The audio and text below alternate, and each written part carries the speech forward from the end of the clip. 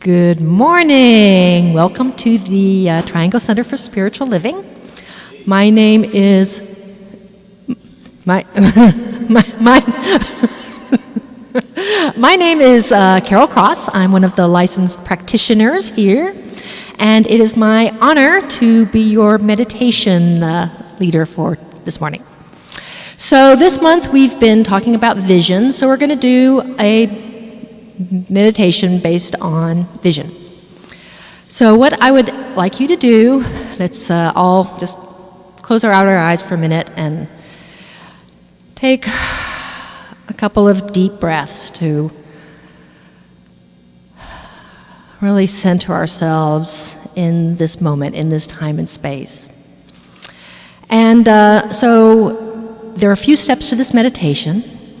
What I'd like you to do is first pick a goal, like some goal that you have about, maybe you want a new job or a new house or something like that.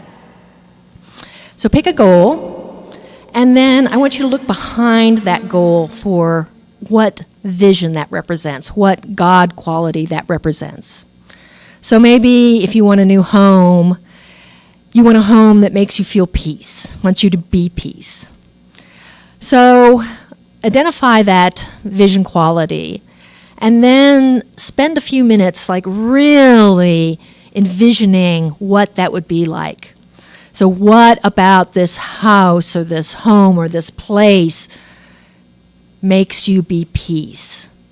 And feel who you are being with that peace that your new sanctuary provides you. So spend a few minutes doing that, and then once you feel like you've really felt, tasted, smelled, experienced that vision in your life now, I want you to imagine coming up from that scene and looking down from a higher perspective. And what else do you notice from that higher perspective about what's going on?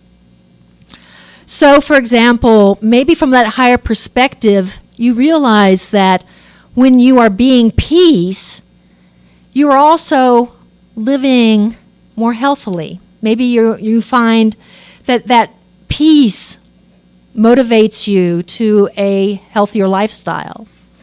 So when you notice that from that higher perspective and come down again, and this time really envision both the peace and the health, and really getting that into your experience of living your vision.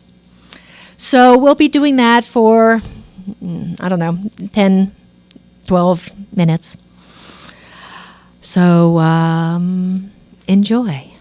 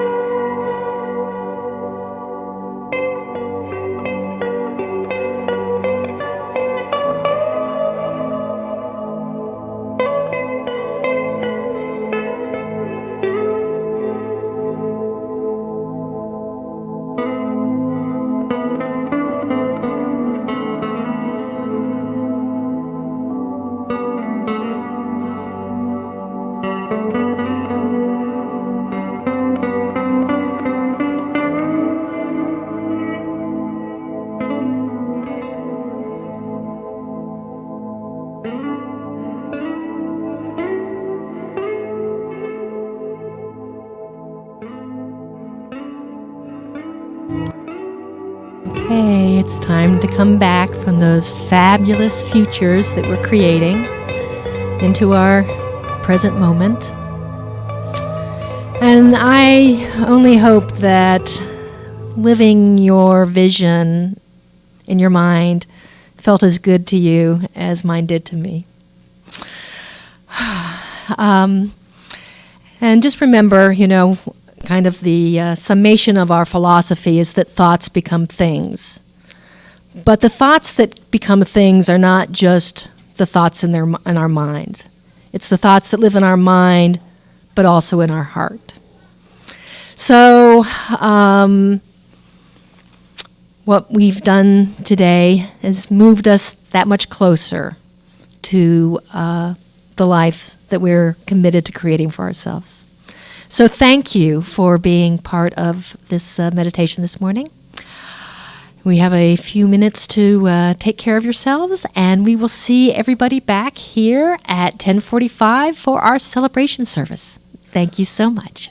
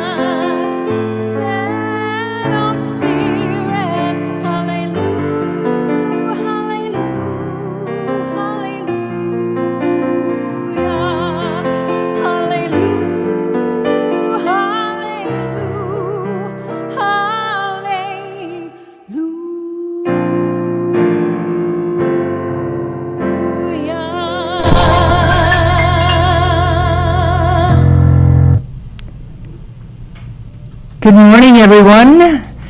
Those of you that are here at Sophie's joining us live, those of you that are inviting us into your homes this morning through the amazing technology of StreamYard, thank you so very much for joining us. For those of you who may not know me, my name is Dusty Rippelmeyer. I happen to be and have the privilege of being and the honor of this community's senior minister. We are part of a larger organization called Centers for Spiritual Living, and we believe that there is one power and presence, one creative energy back of everything that there is, everything that is seen, everything that is unseen, and that this golden thread weaves itself throughout all of life, connecting us to life, to that power and presence, and to each other in ways that can never ever be broken. We believe that we were created in its image and likeness, and because of that, we too have the power to create. And so we create the experiences of our lives. So the good news is that if you don't like the experience of life that you're having right now, you have the power to choose again, to have a different thought that then creates a different experience. And so we come together on Sunday mornings to really celebrate that each other and this community and the teaching, and to support each other on our spiritual path. So again, thank you so very much for joining us. It's a pleasure to be here with all of you today. Our flower dedication today is for Debbie Verderamo, one of our own who has recently made her transition. For those of you who didn't know Debbie, she was part of our musical talent team, and she shared her beautiful gift of voice with us. The flower dedication is written by Eva Ladocha. She says, "Debbie was such a beautiful soul and an incredibly loving and cheerful woman. She had an air of whimsical energy around her, which she generously shared with whomever she encountered. She lit up every room with her presence and her loving kindness alone. She volunteered at an elderly facility as a musical entertainer, brightening up the residents' world with her voice and her smile. Thank you. We feel so grateful for the gifts you brought to our community. We wish you a smooth transition and a magnificent afterlife experience. With love from Ava, Dusty, Heather, the music ministry, the practitioners, the leadership council, and the entire congregation." So I would like to take a moment of silence to honor her, to give thanks for her, and to express our love for the unique individualized expression of God that we have known as Debbie Verderamo, and to acknowledge and affirm the reality and immortality of her life. What we call death is merely a transition that we all make. It is part of our evolution, an event that takes place in the total process of life. The soul, a perfect child of God, is now finding a more fitting expression in a higher level of experience. She has changed only in her relationship to us. Please turn within for a moment of silence. Feel free to add your own silent prayer or heartfelt intention for Debbie if you wish.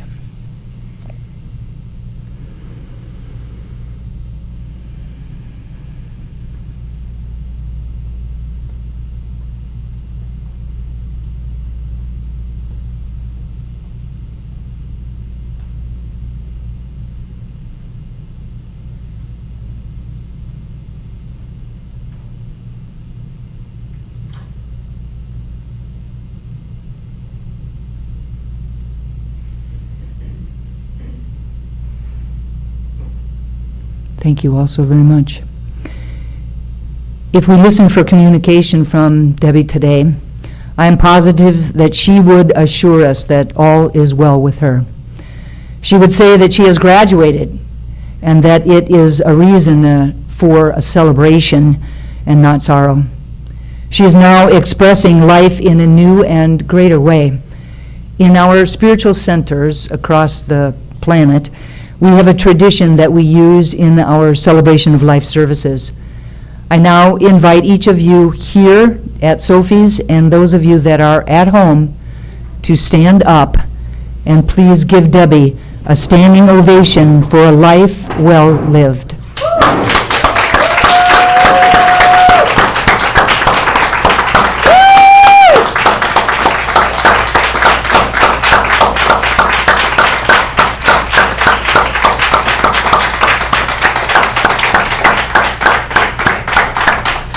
Godspeed, my friend.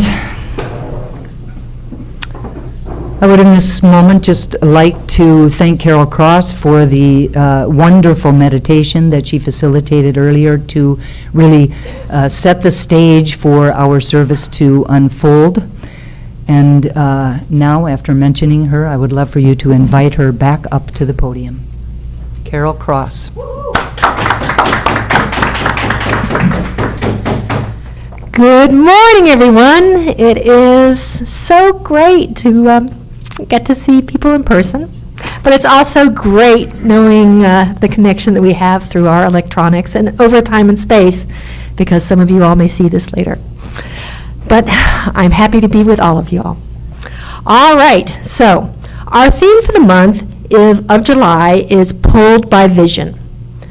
Reverend Dusty's talk title for today is Stayed. I am now going to read this community's purpose statement. This is our reason for being here. Our purpose is to inspire, educate, and empower individuals to experience themselves as unique and individualized expressions of God, the love intelligence that governs the universe. We are committed to not merely a theoretical understanding of our oneness and unity with God, but to consciously practice this truth in our everyday lives. Through celebration, service, study, and fellowship, we are committed to the transformation of our personal lives and to being a powerful and beneficial presence on this planet. With the energy of unconditional love, simply, we are here for God. Okay, so now, please turn within, open your heart, open your mind, and let the healing sounds of the crystal bowls simply wash over you and center us for today's service.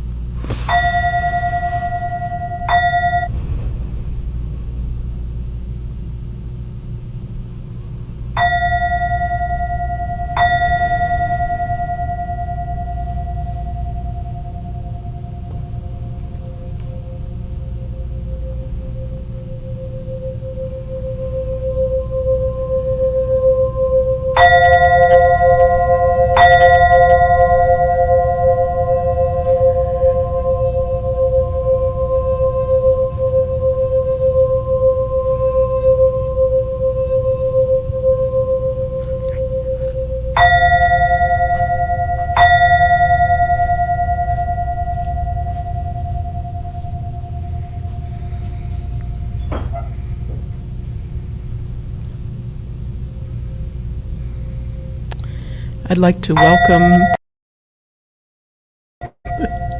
back into the room. Bring your attention back. Open your outer eyes. And just center yourselves now back here in the physical. I'm Barbara Kane, a religious science practitioner here. And our next order of service is the blessing of all faiths. So I'd like to invite Susan and Michelle to come up here to help me with this.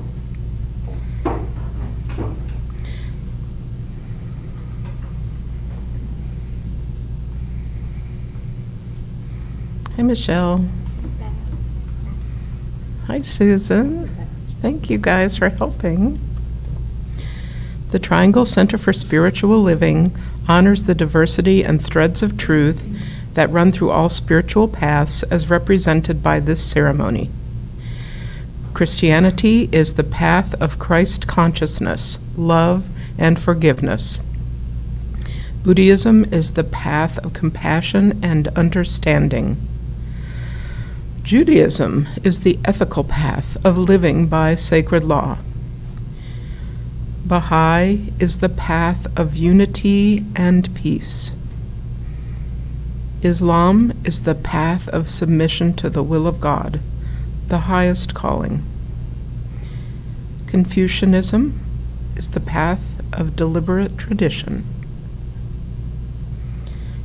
Taoism is the natural way, the path of ultimate reality.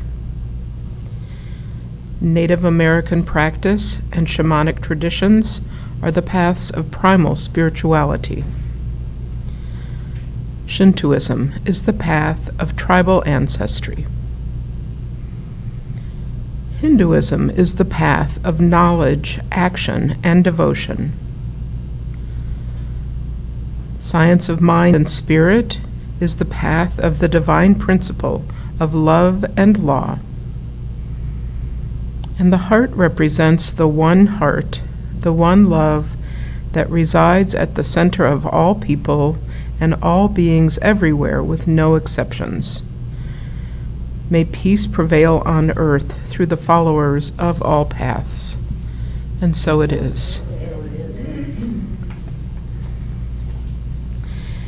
And now, if everyone would close their eyes one more time and center yourselves. I recognize the magnificence of this moment in the mind of God, that we are living in, as and through, the perfection which is spirit. And in that knowledge, I speak a blessing on today's service, knowing that it is bringing each and every one of us exactly the right gift for today. I speak a blessing on the volunteers and thank them heartfeltly for their wonderful service. I speak a blessing on Reverend Dusty, the brilliant, beautiful, loving, intelligent spark of love and light that guides us.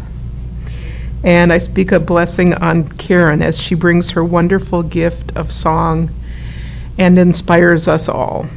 And last but not least, I speak a blessing on our marvelous congregation, all of you individual sparks of the divine out there sharing your wonderful selves with the universe. And so it is.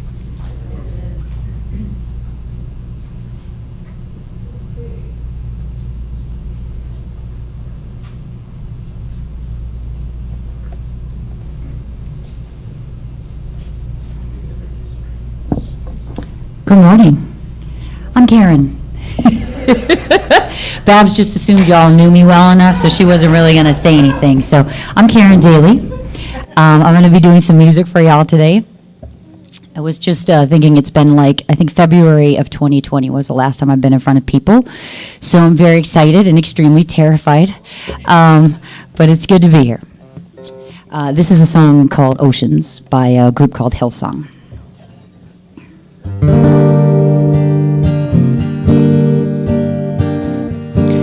You call me out upon the waters, the great unknown,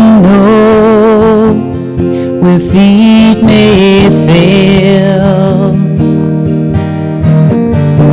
And there I find you in the mystery, in oceans deep, my faith will stand,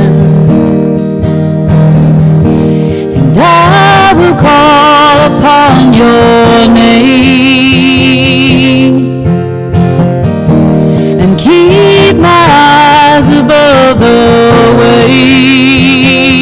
When oceans rise, my soul will rest in your embrace, for I am yours, and you are mine.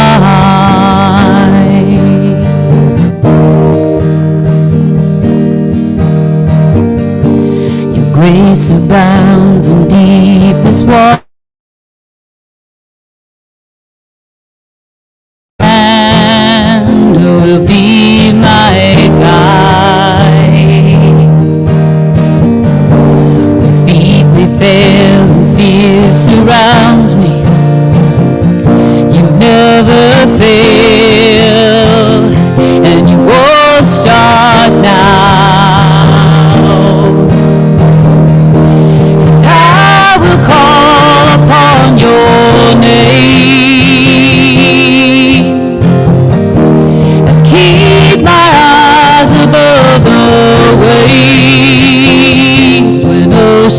rise, my soul will rest in your embrace. For I am yours, and you are mine.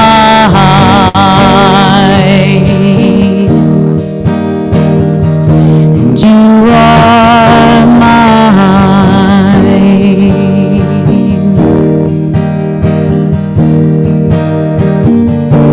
Spirit, lead me where my trust is without borders.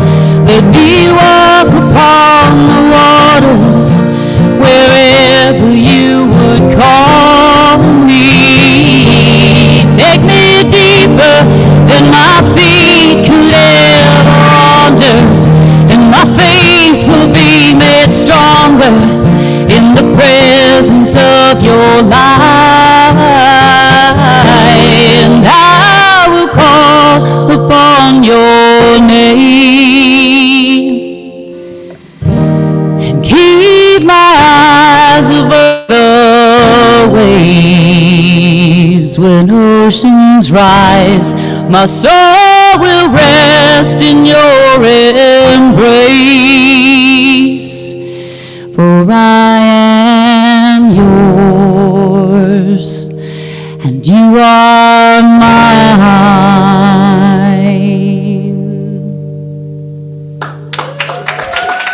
Thank you. Thank you.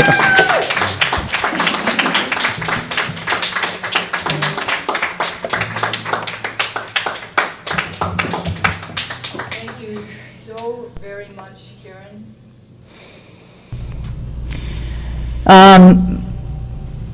I would just like to take just a moment to really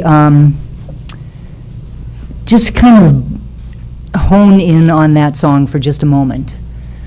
I think for many really hardcore metaphysicians that there would appear to be a duality to that song.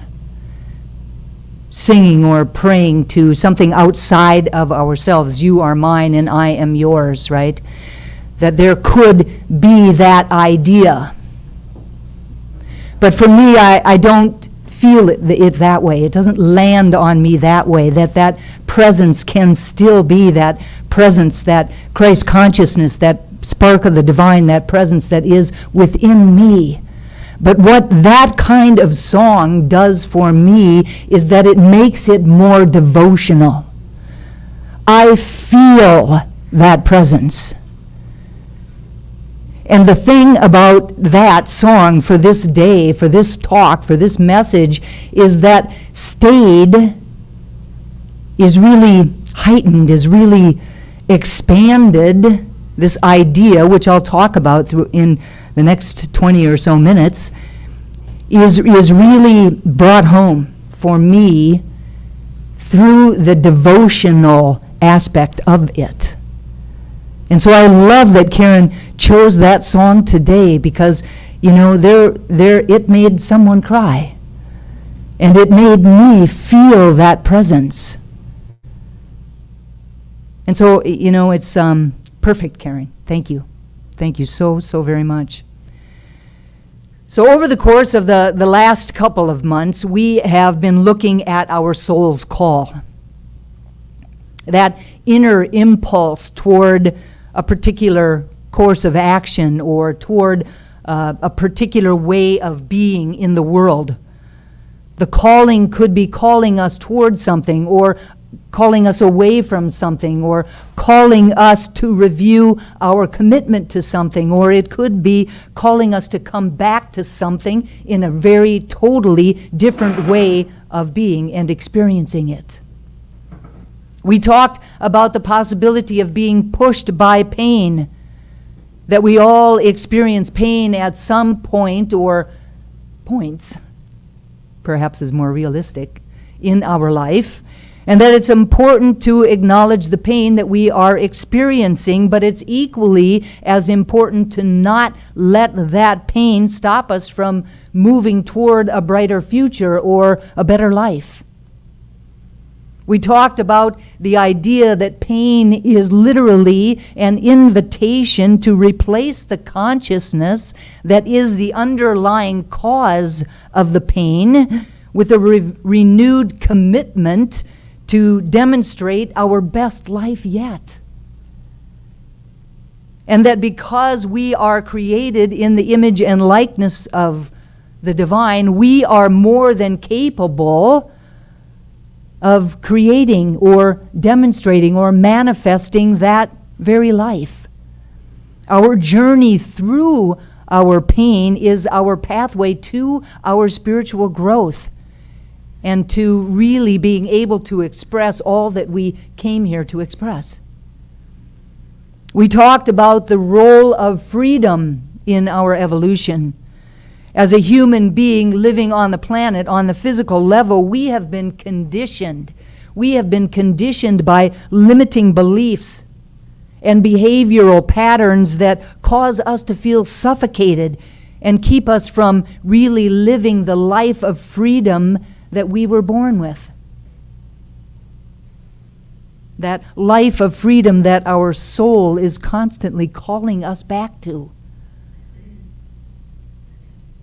True spiritual freedom is not a question of getting freedom from, nor is it being able to do anything and everything that we want to do. True freedom is primarily a state of mind and not a physical condition. It's all about our consciousness, and it's present, and it is available whenever we are centered and deeply rooted in our natural, essential self, that self with a capital S. And then we talked about being pulled by a vision. The vision is the big idea, or the deep desire, or the inspiring dream that we all have. It's that guiding force or the cosmic pull that keeps calling to us. And the truth is that everything that is necessary to fulfill that vision is inherent within the vision itself. It's already there, like that oak tree is already in that acorn. When we commit to transformation, we don't need to make something happen. We simply need to rest in the awareness that the vision being revealed is already whole, perfect, and complete in the universal mind. And because that vision is already complete in the universal mind, or the mind of God, our work is to become a more effective delivery system of it. And that is where the personal transformation comes in. In order for the vision to manifest, we must become it. We must align ourselves with it, and we must become it. And we have to be sure that our commitment to it is greater than our resistance against it. And then last week, Tom talked at depth about the idea of free your mind, and the rest will follow. It's all right there. We just need to be in alignment with it. Now, today we're going to continue on that spiritual journey of growth and transformation. My talk title is Stayed. Now, how many of you, actually, the first time you saw that title was when you opened up the newsletter that came into your inbox on Wednesday? Now, you don't have to raise your hand and out yourself, but who thought, what the heck does that mean? What the heck is she going to be talking about? What do I sing about? Now, my guess is that if you did, and if the laughter in this room is any indication of the fact that everybody thought, what the heck is she going to talk about this week, that you weren't alone.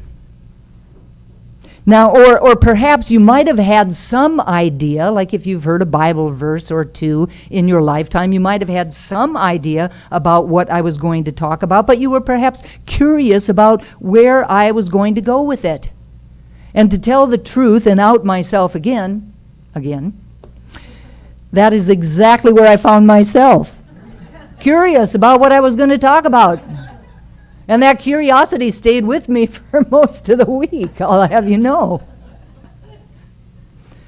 Now, the internet, this is always a good place to start, right? So the internet describes stayed or stay in a number of different ways. That's the English language, right? Tricky. So one description is to continue to be in a particular place or in a particular condition. For example, to stay home or to stay calm. Now, another could be to continue or persist in an activity or an action. For example, she stayed without wavering to her original plan of action.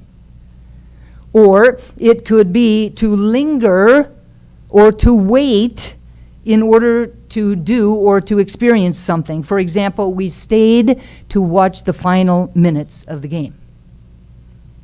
Another could be to satisfy or to appease temporarily, as in, I stayed my anger. Another could be to remain as a guest. For example, my sister chose to stay with my brother in his home over Christmas.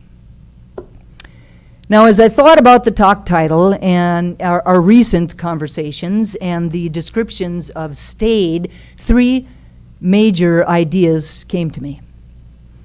The first is the idea that both stay and go are a part of life. But if we were to be completely honest with ourselves, there's something about stay. There's something about stay that we might not experience or doesn't show up as enticing or as compelling as go. Now, I believe that we're more acquainted with and more drawn to go. Go is exciting. It has mystery and a sense of accomplishment, while stay often seems perhaps boring or dull or insignificant. Now, to stay typically involves some element of waiting. Be honest. How many of you like to wait? How many of you like to wait for anything? I mean, think about being a little kid waiting for your parents to wake up on Christmas morning.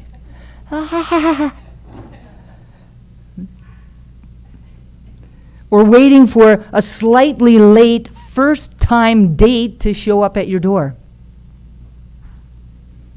Or for your tax return to make it into your bank.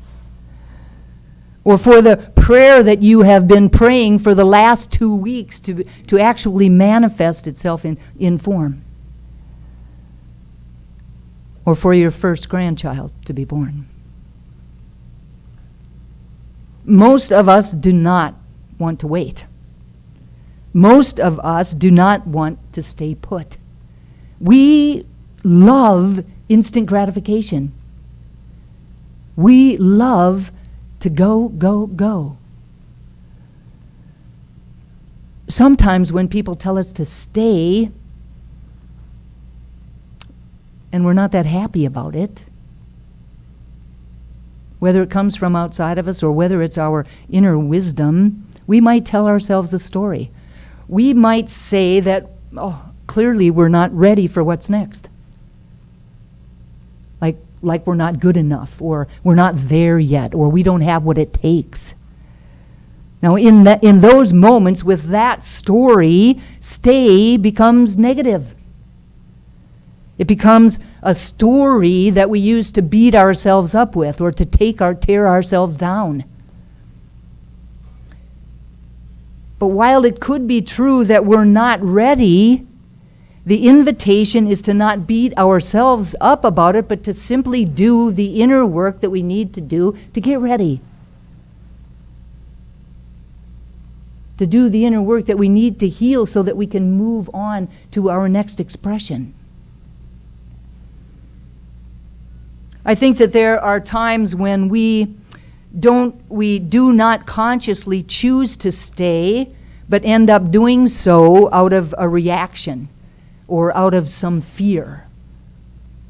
You know, many of us are really unwilling to step outside of our comfort zone, and we end up staying exactly where we are not anticipating something good to happen out of it, but feeling stuck. We stay right where we are, even if it's unpleasant, even if it's uncomfortable to do so. Now this could be the case. However, I believe that there are times when staying is absolutely necessary. When that inner voice, our inner wisdom says to stay, we have to realize that we might not, probably do not, have the entire picture available to us. When mystery and magic and divine right timing is outside of our understanding. Times when something is happening somewhere in consciousness that needs to occur before we can move forward. Times when someone or something is preparing themselves or itself to be revealed so that it can join us. In Acts 1, it says, He commanded them not to depart from Jerusalem, but to wait for the promise of the Father. Now, they were being asked to stay. And the promise is that those who stay will discover the divine purpose in the command. That everything will unfold perfectly. That we will be able to say in hindsight, that is why I needed to stay. Now the invitation is to listen to our inner wisdom, the divine intelligence that is within us.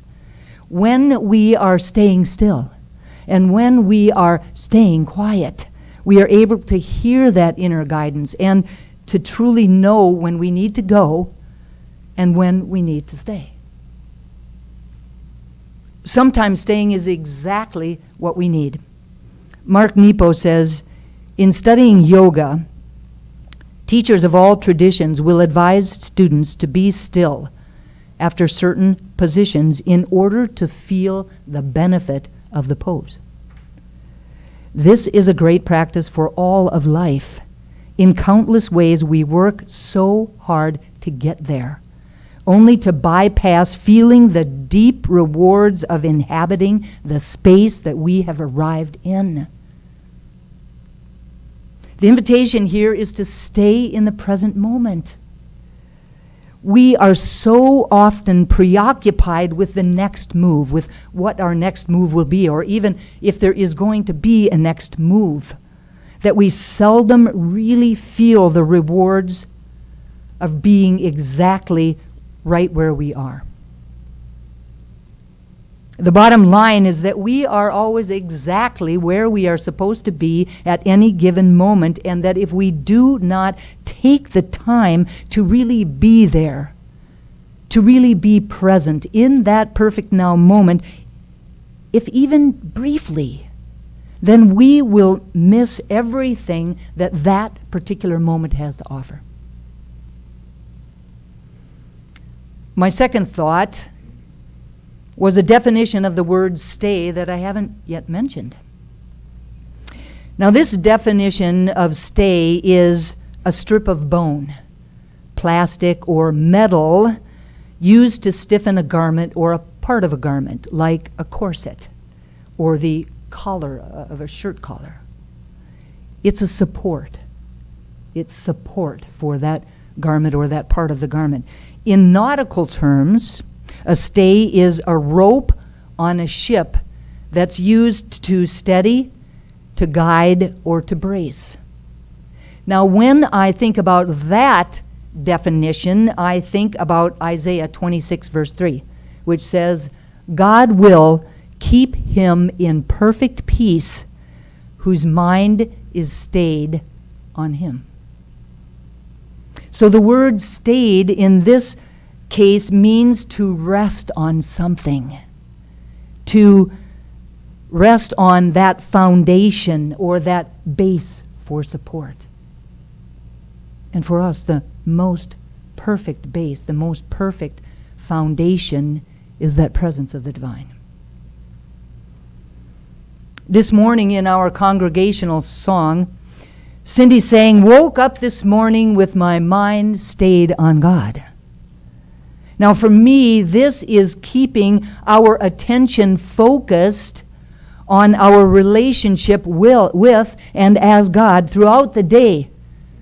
Throughout the day, from the moment that we wake up to the moment that we lay our heads down on the pillow at night. Doing this each and every moment throughout our lives transforms our experience of life because our perspectives and our perception of life itself is filtered through the lens of the divine, through the lens of truth, through the lens of love, through the lens of oneness. It gives us the resilience and the perseverance to actually meet and move through anything that we could encounter in our lives. When we do so, we are kept in perfect peace, as it says in Isaiah.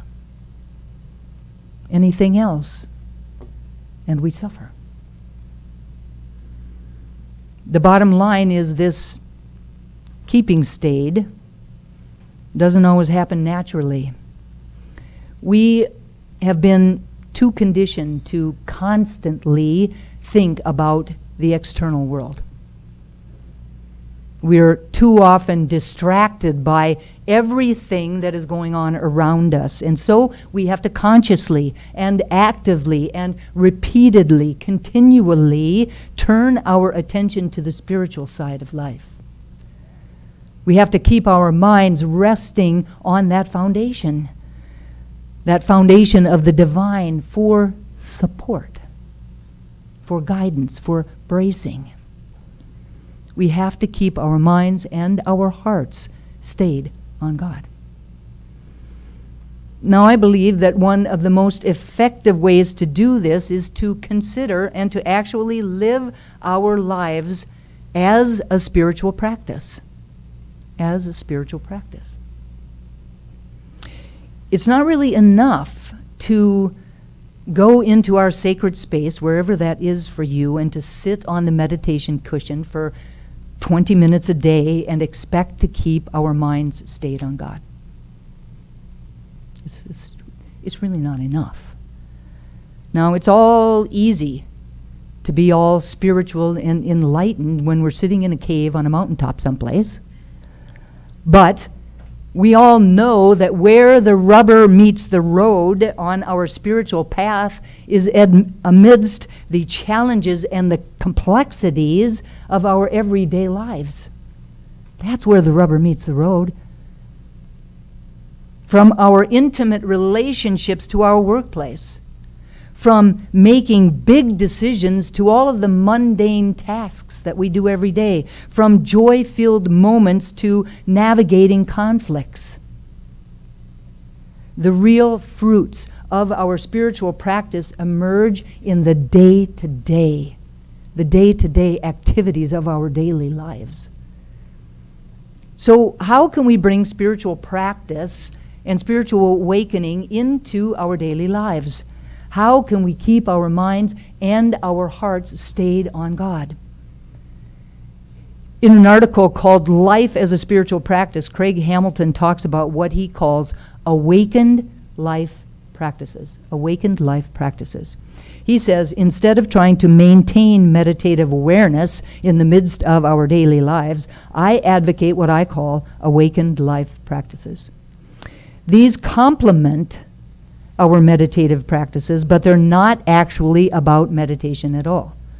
They're about engaged spiritual practice. They're about turning every moment of our daily life, or at least a significant portion of it, into the domain of spiritual practice.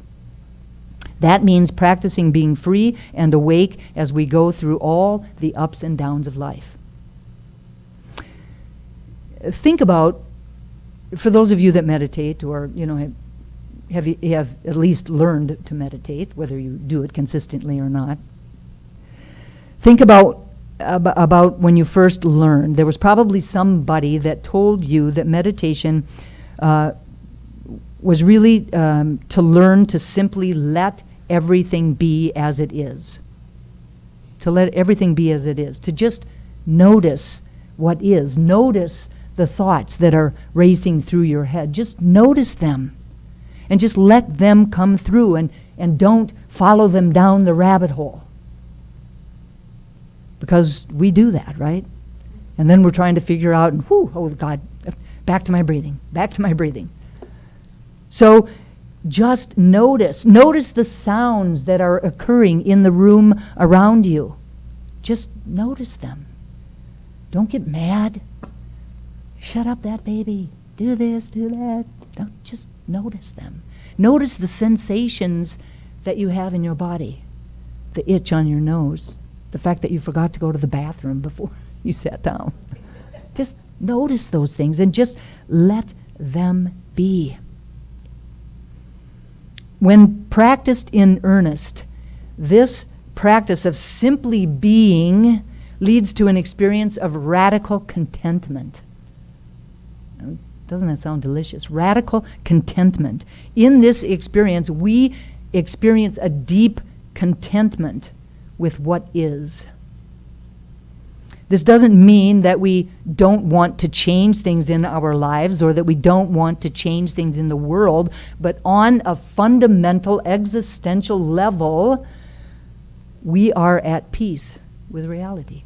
We are at peace with what is. We are allowing life to happen without fighting it, without resisting it, or without trying to change it. When we're not actually meditating, it's going to be different, right? When we're not actually meditating, but out in our daily lives, this practice takes a couple of different forms. Several, to be exact. First, letting everything be means stepping into a kind of fluidity in how we relate to the experience that we're going through, in how we relate to our lives in general, in how we relate to others around us.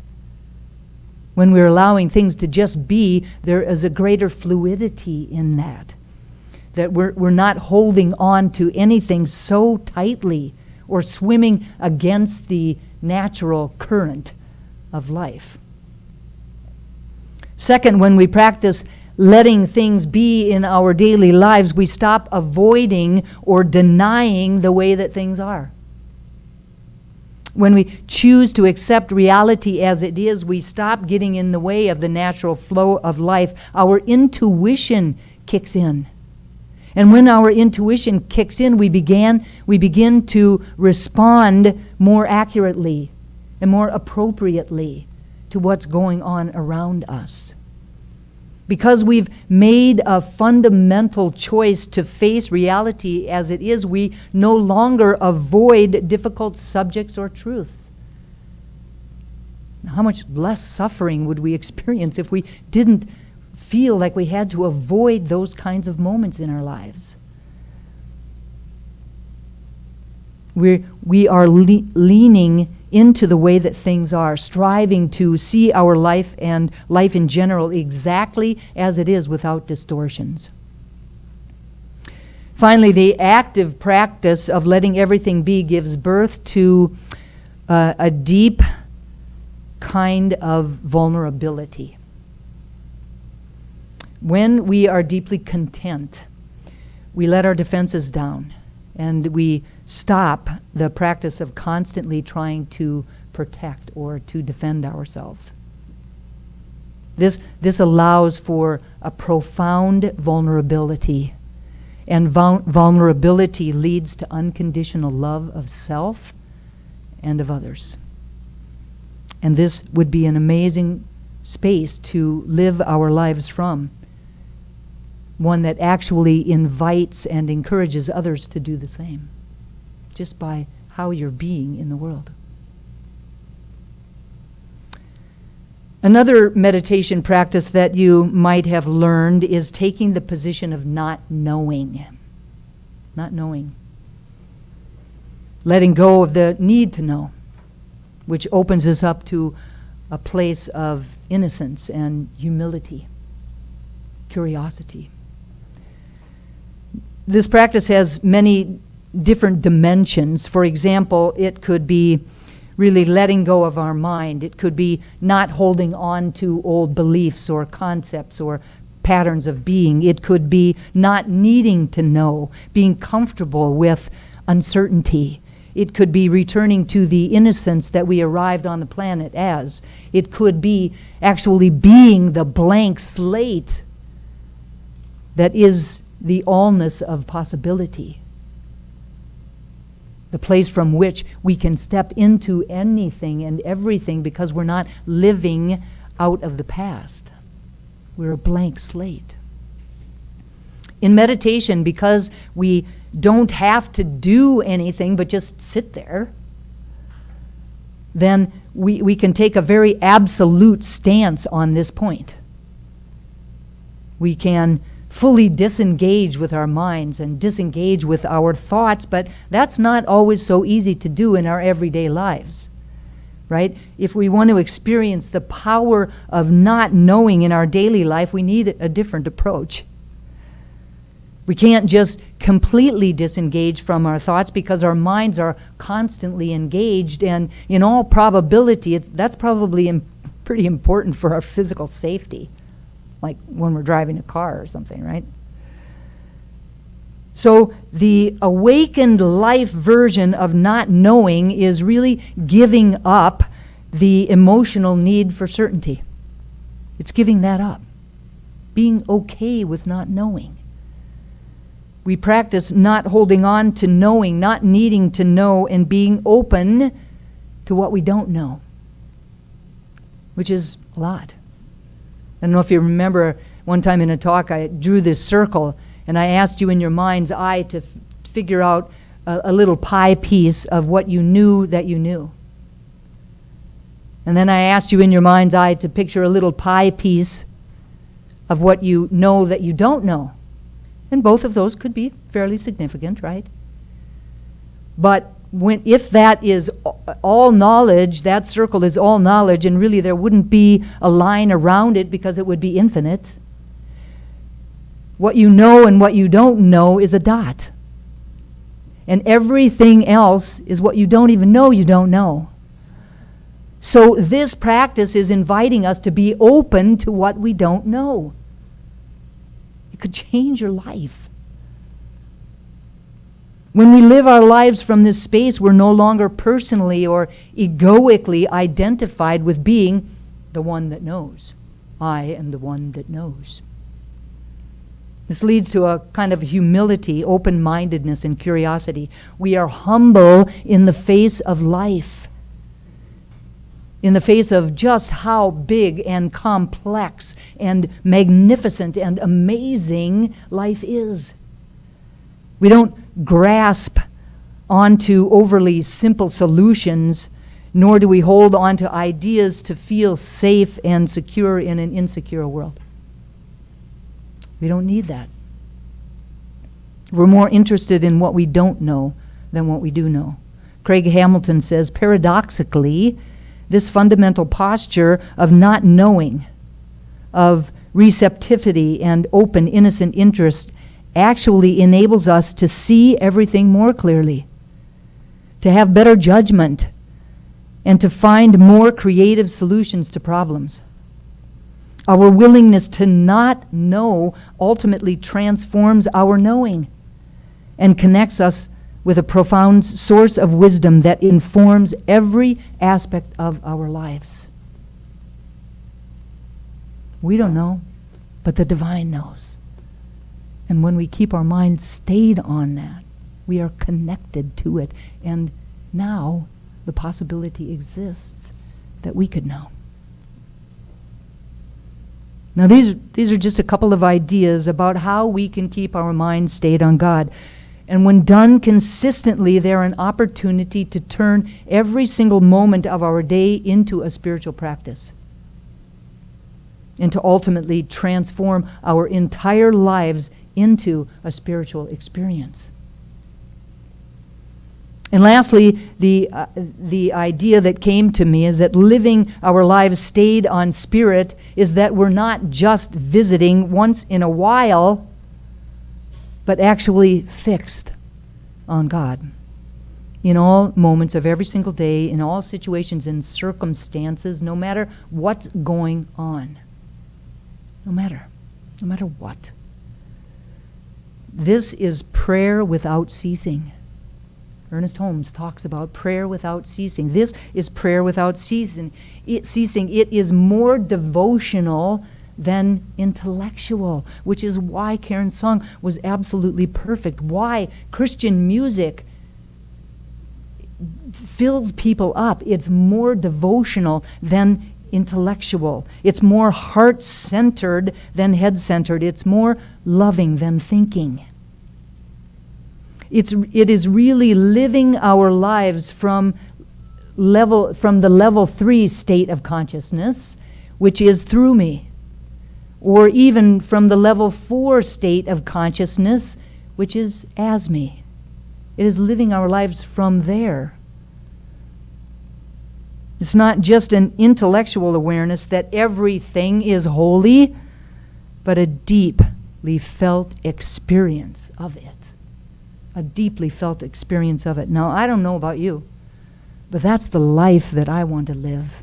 And what I know beyond a shadow of a doubt is that I have the capacity within me to choose that kind of life. Just as I know that each and every single person in this room, each and every single person within the sound of my voice has the capacity to choose that kind of life. To choose to be stayed from my mind, to be stayed on spirit. And so it is. And so it is.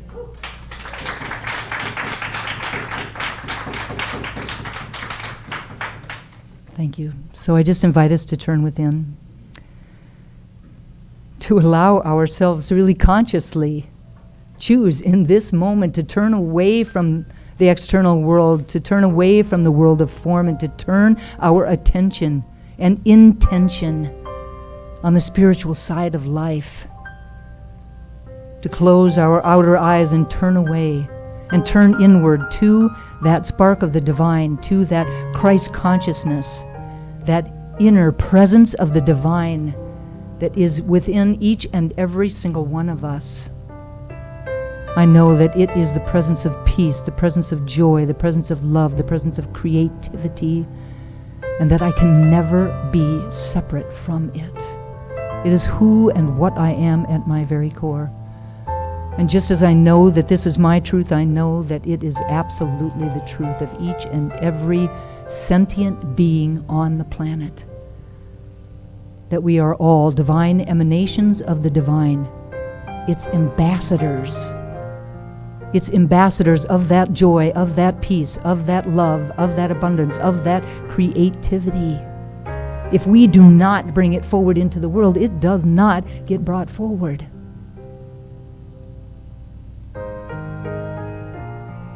And it's from that place of unity that I speak these words about and for each of us today.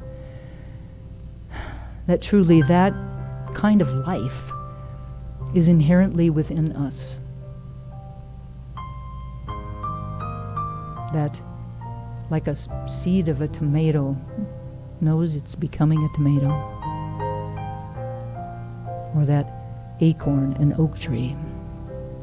That everything that we need within is within us to bring forward a life that we love to live. A life that is deeply connected to the divine. A life that we feel excited about and passionate about. A life that fills us devotionally. So I claim ease and grace for each of us around claiming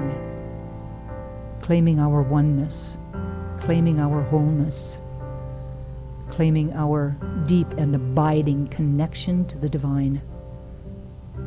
Ease and grace around keeping it close, around keeping our mind stayed on it. No matter what distractions may be in our way, no matter what challenges may come up for us.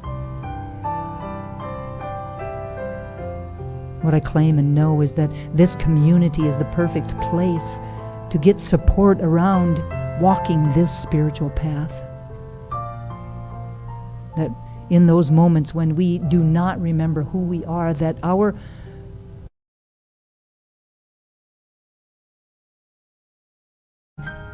this community can and will remind us. I'm so grateful to know this truth and to speak these words. So grateful for the power of prayer, knowing that these words are loosed into a law that only ever says yes, that my words are clothed in form even as they are spoken. And so I speak them and I release them into that law, letting go and letting God be God. And I invite each of us to anchor this prayer for ourselves, for each other, for our community, and for the world, simply by saying, and so it is. And so it is. Amen. Thank you all so very much. Now is the time for our conscious giving. The Triangle Center for Spiritual Living is sustained by the giving of our time, talent, and treasure. This is the time every week when we offer financial support to assist this community to continue to be a beacon of light and love for ourselves and for others. Together we affirm the truth that today's offering lifts this spiritual community, prospers the one giving, and contributes to the experience of sufficiency on the planet. There are several ways that you can give. Visit our website at www.trianglecsl.org. Text the word give using the following number, 919-230-8445. Or mail your gift to our office. Our new address is PO Box 4062, Cary, North Carolina, 27519. Please place your hand on your heart with your gift or an intention, and we will say our affirmation together in a call and response. I live in an abundant universe that blesses and prospers my life. I live in an abundant universe that blesses and prospers my life. I give with gratitude, knowing God is my source. I live with gratitude, knowing that God is my source. And so it is. And so it is. Thank you all so very much for your generosity. And now please welcome the amazing, the talented, the beautiful Karen Daly. Thank you, Dusty. Thanks, guys. I'm spinning around thinking about all the things that I don't know. I could sit here for days contemplating that. So I'm just going to sing this song instead, which sort of helps to remind me to just let the downloads continue to happen and kind of receive Spirit as he comes, or she comes.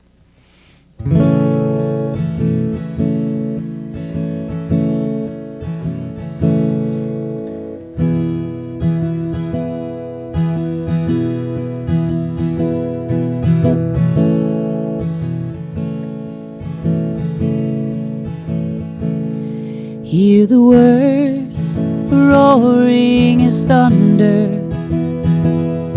with a new future to tell. For the dry season is over, there's a cloud beginning to swell.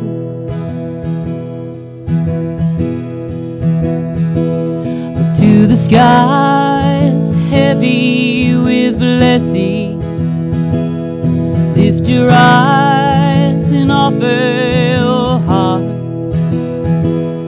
You alone can open heavens and receive the Spirit of God.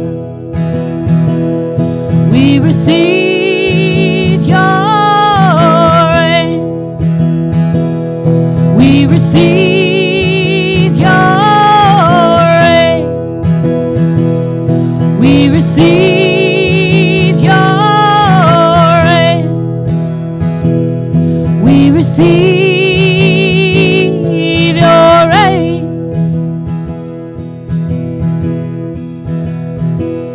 And every seed is buried in sorrow. You will call forth in its time.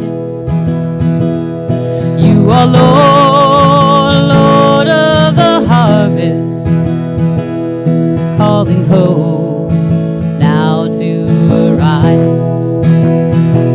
And we receive your aid.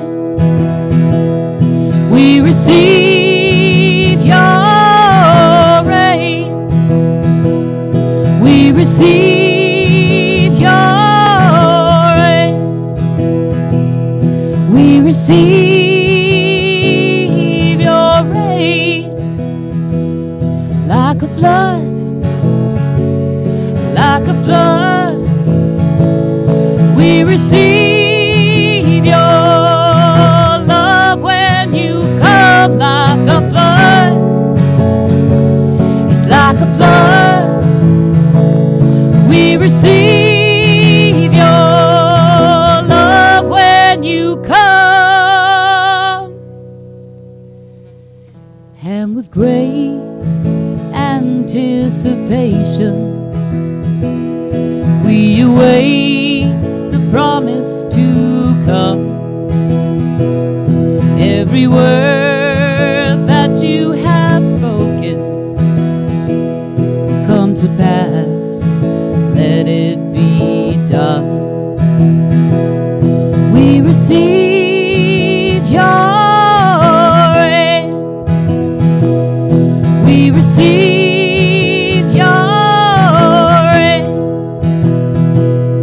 We receive your aid. We receive your aid.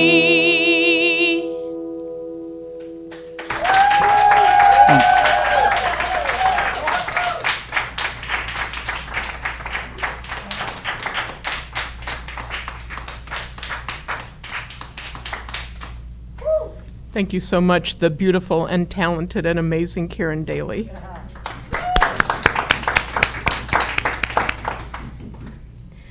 If anyone would like prayer, please go to our website at trianglecsl.org.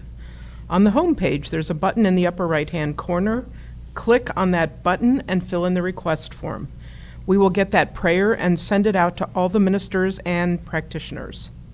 And now, in the comfort of your own home or here, in the comfort of our current location, please stand for our affirmation. This is a call and response, and I'll say a line and you repeat it back, please.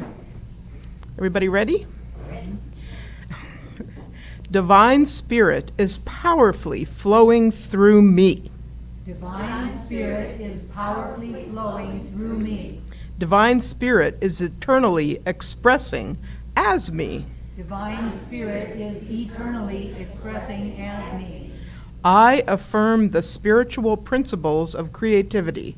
I affirm the spiritual principles of creativity. I know that I am a co-creator with the divine. I know that I am a co-creator with the divine. As I listen for and to the divine wisdom within me, As I listen for and to the divine wisdom within me, I commit to the highest vision for my life. I commit to the highest vision for my life. I am guided, fueled, and sourced in each and every moment. I am guided, fueled, and sourced in each and every moment. I am transformed by my vision and my commitment to it. I am transformed by my vision and my commitment to it. I keep my mind stayed on the truth and know that all is well. And know that all is well, and so it is. And now let's turn within one more time. And just acknowledge and recognize that everything is holy now.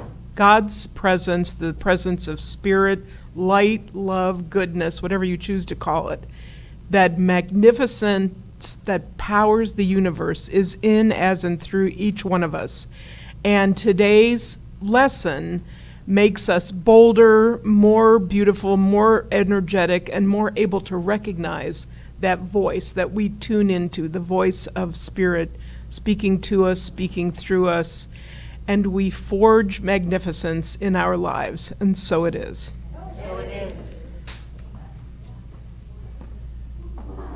Thank you all so very much for joining us here in the room today, for joining us through StreamYard. We appreciate everyone's presence. Have an absolutely amazing week, and we'll see you next Sunday. I love you all madly. Thank you for being here.